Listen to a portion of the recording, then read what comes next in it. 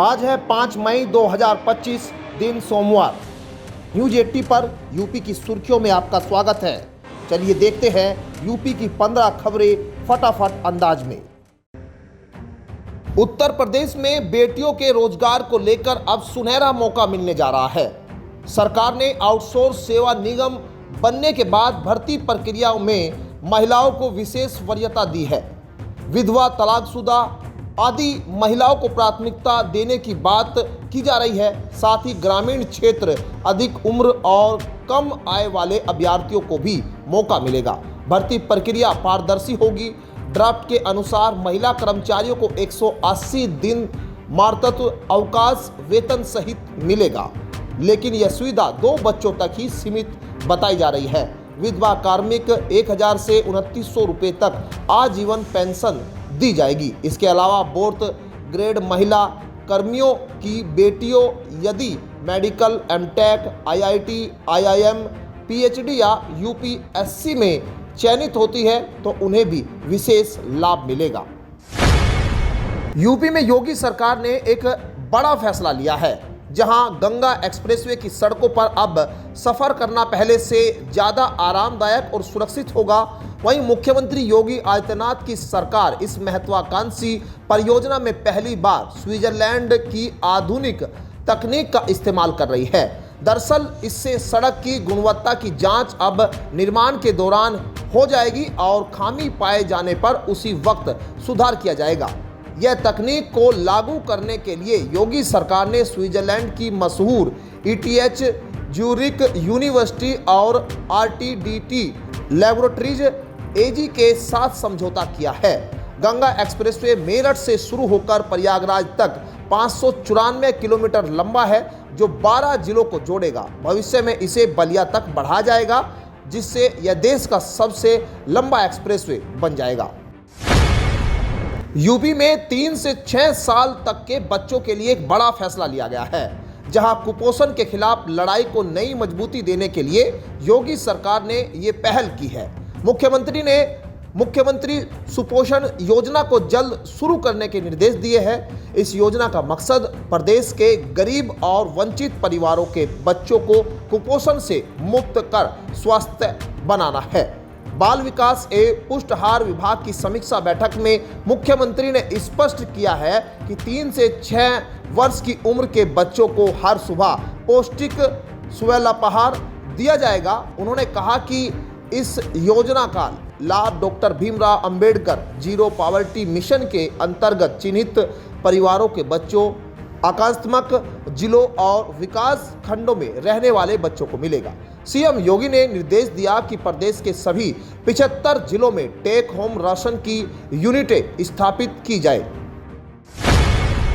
UP के मुख्यमंत्री योगी आदित्यनाथ ने शहरी विकास और नियोजन को लेकर एक अहम बैठक की। दरअसल इस दौरान उन्होंने साफ निर्देश दिए कि विकास प्राधिकरणों में भवन मानचित्रों से जुड़े जो भी मामले लंबे समय से लटके हैं, उनका एक मुश्त निस्तारण किया जाए। उन्होंने कहा कि बेवजह बार बार आपत्ति लगाकर लोगों को परेशान करना ठीक नहीं है। जरूरी है कि नियमों को सरल बनाया जाए और तय समय सीमा में सभी लंबित मामलों का निपटारा हो। मुख्यमंत्री योगी आदित्यनाथ ने यह भी कहा है कि राज्य के सभी नगरों के लिए तैयार किए जा रहे GIS आधारित मास्टर प्लान मई के अंत तक अनुमोदित हो जाने चाहिए। उन्होंने लखनऊ, आगरा और कानपुर में चल रही मेट्रो परियोजनाओं को तय समय में पूरा करने के निर्देश भी दिए। प्रयागराज संगम नगरी में वाराणसी, जौनपुर, आजमगढ़ और गोरखपुर जाने वालों को झूसी के शास्त्री ब्रिज पुल पर अब जाम देखने को नहीं मिलेगा। झूसी के शास्त्री ब्रिज पुल के बगल से ही अब 4 लेन पुल बनाने की तैयारी की जा रही है। 850 करोड़ की लागत से पुल का निर्माण किया जाएगा। महाकुंभ 2025 को बीते हुए अभी कुछ ही दिन हुए हैं। ऐसे में चलते महाकुंभ में 65 करोड़ से ज़्यादा श्रद्धालुओं ने संगम में आस्था की डुबकी लगाई थी, जिसमें कि पूरे भारत के कोने कोने से लोग यहां पहुंचे थे। लेकिन वहीं अगर हम बात करें बनारस, गोरखपुर, आजमगढ़ और जौनपुर से आने वाले श्रद्धालुओं की, तो उन्हें शास्त्री ब्रिज पुल पर भीषण जाम की समस्या का सामना करना पड़ रहा था। इसी को ध्यान में रखते हुए भविष्य में जाम जैसी स्थिति उत्पन्न न हो, अब शास्त्री ब्रिज पुल के बगल में ही 4 लेन पुल भी बनाया जाएगा। उत्तर प्रदेश में 12 नगरों में आवासीय परियोजनाओं का अब विकास होगा। उत्तर प्रदेश में रहने वाले लोगों के लिए ये अच्छी खबर है। मुख्यमंत्री योगी आदित्यनाथ की सरकार राजधानी लखनऊ में 12 नगरों में नई आवासीय परियोजनाएं लाने की तैयारी में है। लखनऊ के साथ झांसी, आगरा, कानपुर, मथुरा, मुरादाबाद, बुलंदशहर, गाजियाबाद और मेरठ में परियोजनाएं शुरू की जाएगी। योगी ने मुख्यमंत्री शहरी विस्तारीकरण योजना के अंतर्गत परियोजनाओं को जून से दिसंबर तक प्रारंभ करने के निर्देश दिए हैं। दरअसल इसके साथ ही सीएम योगी ने लखनऊ विकास प्राधिकरण के विस्तार के भी निर्देश दिए हैं। इस साल तक उम्मीद है कि ये परियोजनाएं शुरू हो जाए। मुख्यमंत्री योगी आदित्यनाथ ने अधिकारियों के साथ उच्च स्तरीय बैठक भी की। बैठक में उन्होंने अधिकारियों को सख्त निर्देश दिए हैं कि विकास प्राधिकरणों में लंबित मानचित्र प्रकरणों को समय सीमा के अंदर सुलझाए।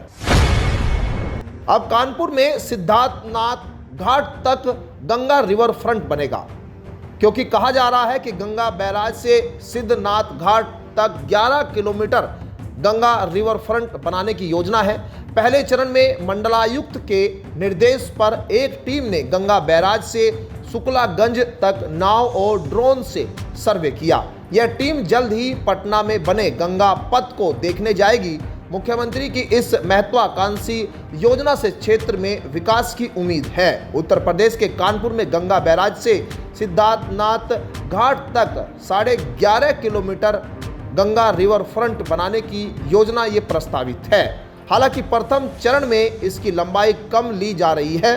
मंडलायुक्त के निर्देश पर शनिवार को 3 विभागों के अभियंताओं की टीम ने 3 घंटे तक गंगा बैराज के शुक्लागंज तक 8 किलोमीटर नाव में बैठकर ड्रोन से सर्वे किया।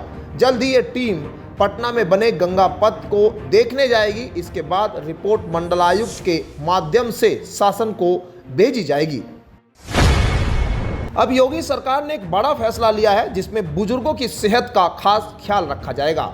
उत्तर प्रदेश में अब बुजुर्गों का खास ख्याल रखने के लिए योगी सरकार ये कदम उठा रही है। उनकी सेहत और स्वास्थ्य जरूरतों के हिसाब से नीति निर्धारण करेगा।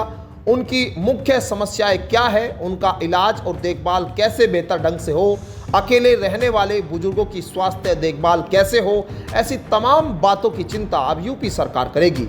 योगी आदित्यनाथ सरकार ने इसके लिए स्वास्थ्य विभाग में 23 संसदीय विशेषज्ञ समिति गठित की है। दरअसल इस समिति की चेयरमैन केजीएमयू की कुलपति प्रोफेसर सोनिया नित्यानंद होगी। समिति मौजूदा परिस्थितियों में बुजुर्गों की स्वास्थ्य संबंधित समस्याओं का आकलन करेगी। सुधार के लिए सिफारिशों के साथ जरूरी बदलाव में मददगार भी बनेगी। दरअसल देश प्रदेश के जनसांख्यिकीय क्षेत्र में तेजी से विस्तार हो रहा है। खबर उत्तर प्रदेश के नोएडा को लेकर है, जहां जल्द डबल डेकर बस की सुविधा आपको मिलने वाली है। उत्तर प्रदेश के नोएडा की सड़कों पर जल्द ही डबल डेकर बस दौड़ती ही आपको नजर आएगी। दरअसल पहले प्रयोग में 2 बसें मोरना डिपो से परी चौक और आवश्यकता अनुसार जेवर तक चलाई जाएगी।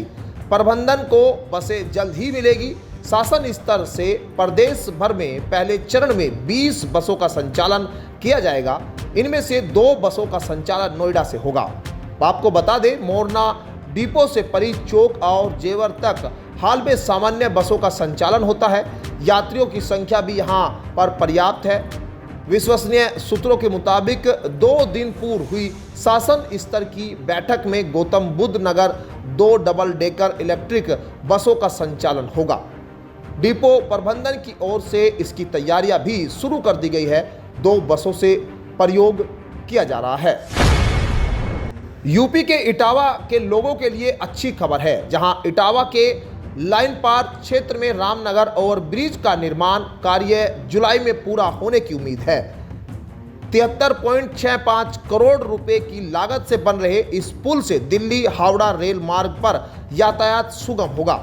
रेलवे और सेतु निगम जून तक अपना काम पूरा कर लेंगे। इस पुल के शुरू होने से लाइन पार क्षेत्र के लोगों को काफी सुविधा मिलेगी।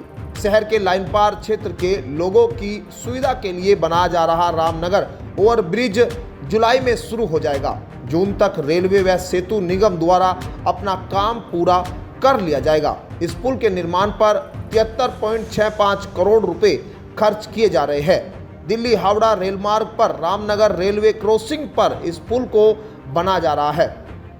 15 जून 2023 को इसका भूमि पूजन हुआ था। ओवरब्रिज की लंबाई 783 मीटर है।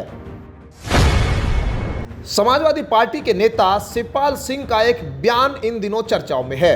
गोंडा में समाजवादी पार्टी के वरिष्ठ नेता शिवपाल सिंह यादव एक निजी कार्यक्रम में शामिल होने पहुंचे थे। यहां शिवपाल सिंह ने केंद्र सरकार और भाजपा पर तीखे हमले किए। इस दौरान उन्होंने करनी सेना को आतंकवादी प्रवृत्ति वाला संगठन बता दिया। कहा कि अब समय आ गया है कि जब भारत को पीओके को वापस लेना चाहिए। शिवपाल यादव का सपा कार्यकर्ताओं ने जोरदार स्वागत भी किया। जनगणना के मुद्दे पर उन्होंने ये भी कहा कि जातीय जनगणना समाजवादी पार्टी की पुरानी मांग रही है। दलित, पिछड़ों और शोषित वर्ग को उनका अधिकार मिलना चाहिए। यह बीजेपी सरकार दबाव में आकर जनगणना की घोषणा कर रही है। हालांकि इस दौरान उनकी जुबान फिसल गई और उन्होंने कहा समाजवादी पार्टी को इसका श्रेय नहीं मिलेगा। अखिलेश यादव ने किसानों को लेकर अब बयान दिया है। समाजवादी पार्टी के राष्ट्रीय अध्यक्ष अखिलेश यादव ने लखनऊ में प्रेस वार्ता कर भाजपा सरकार पर कई गंभीर आरोप लगाए। उन्होंने कहा कि सरकार किसानों को उनकी फसल का वाजिब मूल्य नहीं देना चाहती। खेती के उपकरण महंगे किए जा रहे हैं और जब कोई सवाल करता है तो उसकी पगड़ी उछाली जाती है। अखिलेश यादव ने लखनऊ की एक बेकरी में आग लगने की घटना का भी हवाला देते हुए सरकारी लापरवाही पर सवाल उठाए हैं, जिसमें एक व्यक्ति की जान चली गई। उन्होंने कहा कि यूपी के अधिकारी प्रदेश में निवेश करने की बजाय बाहर इन्वेस्टमेंट कर रहे हैं और कमीशनबाजी की लड़ाई आम हो चुकी है। उन्होंने चौहान समाज और पीडीए वर्ग का आभार जताते हुए कहा कि इनकी पीड़ा हमारी पीड़ा है। उत्तर प्रदेश के मुजफ्फरनगर में वरिष्ठ पुलिस अभिषेक सिंह बड़ी कार्रवाई करते हुए नई मंडी थाना क्षेत्र के जेल चौकी प्रभारी तपन जैन को तत्काल प्रभाव से निलंबित कर दिया है। यूपी के मुजफ्फरनगर में पूर्व विधायक शाहनवाज राणा 5 दिसंबर से कारागार में बंद है। जीएसटी की डिप्टी डायरेक्टर श्रेया गुप्ता ने एक टीम के साथ वहलना चौक स्थित राणा स्टील पर छापा मारा था। वहां शाहनवाज राणा की श्रेया गुप्ता से तीखी बहस हुई थी। इस मामले में उसी दिन शाहनवाज राणा को गिरफ्तार कर लिया गया था। दरअसल इसी बीच जेलर राजेश सिंह ने शाहनवाज की बैरक से एक मोबाइल बरामद किया था।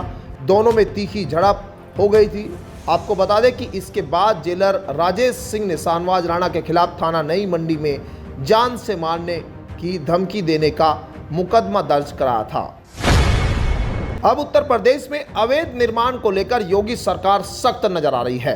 मुख्यमंत्री योगी आदित्यनाथ की स्पष्ट नीति है, गैर कानूनी निर्माण बर्दाश्त नहीं होगा, चाहे वे किसी भी नाम पर हो। इसी नीति के तहत उत्तर प्रदेश के नेपाल बॉर्डर से सटे जिले श्रावस्ती में प्रशासन ने अवैध मदरसों पर बड़ी कार्रवाई की। पहले सिर्फ सीलिंग होती थी, लेकिन अब प्रशासन ने सीधा बुलडोजर चलाकर ध्वस्तीकरण की प्रक्रिया शुरू कर दी। श्रावस्ती जिले के जमुनाहा और बिन्ना तहसीलों में कुल 4 अवैध मदरसे आज ध्वस्त किए गए। इनमें कुछ मदरसे शासकीय भूमि पर अवैध रूप से बने थे, जबकि कई के पास कोई वैध दस्तावेज या अनुमति पत्र नहीं था। कार्रवाई में जिला प्रशासन, पुलिस और संबंधित विभागों की संयुक्त टीम मौजूद रही। श्रावस्ती प्रशासन ने बताया है कि यह कार्रवाई केवल शुरुआत है। उत्तर प्रदेश में लखनऊ सहित 20 जिलों में बारिश का येलो अलर्ट जारी किया गया है। प्रदेश की राजधानी समेत करीब 20 से अधिक जिलों में अगले 5 दिनों तक तेज बारिश की संभावना है। आंधी और बिजली गिरने की चेतावनी दी गई है। इन जिलों में येलो अलर्ट घोषित किया गया है। मौसम विभाग के अनुसार पूर्वांचल से लेकर पश्चिमी यूपी तक के जिलों में हल्की से बारिश के आसार है। येलो अलर्ट में कौशाम्बी, प्रयागराज, फतेहपुर, मिर्जापुर, वाराणसी, आजमगढ़, गाजीपुर, जौनपुर, गोरखपुर, देवरिया, कुशीनगर, लखनऊ, उन्नाव, कानपुर, गाजियाबाद, नोएडा, मेरठ, बुलंदशहर, मुरादाबाद, बरेली, शाहजहाँपुर और आसपास के और कई जिले शामिल हैं। मौसम वैज्ञानिकों के अनुसार 6 मई तक पूर्वी पाकिस्तान में सक्रिय हुए पश्चिमी विक्षोभ का असर देखने को मिलेगा। तेज हवा के साथ वर्षा या गरज के साथ बौछार पड़ सकती है। तो ये थी आज की 15 फटाफट खबरें। अगर आपको वीडियो पसंद आया तो वीडियो को लाइक, शेयर व कमेंट जरूर करें। धन्यवाद।